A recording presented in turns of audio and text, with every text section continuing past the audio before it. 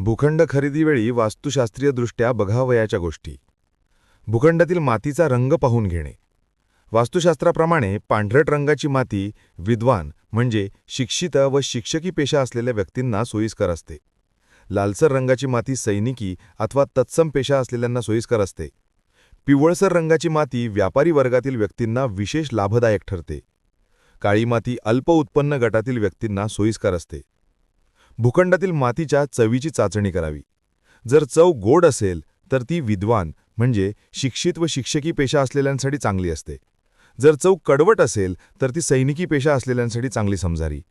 व्यापारी अथवा नोकरी करणाऱ्या वर्गासाठी मातीची आंबट चव असणे हितावह असते. वीटभट्टीची जमीन व खडकाळ जमीन चांगली नसते. भूखंडाचा आकार हा चौरस अथवा आयताकृती असावा. तसेच गोमुखी असल्यास चांगला, परंतु व्याघ्रमुखी असू नये.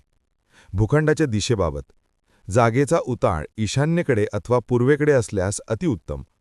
जागेचा उतार उत्तरेकडे असल्यास आर्थिक समृद्धी येते, परंतु जर जागेचा उतार पश्चिमेकडे असल्यास दुःख येते. भूखंडाच्या ईशान्य बाजूस नदी, नाला, बोअर, पाण्याची टाकी असणे उत्तम लक्षण समजले जाते.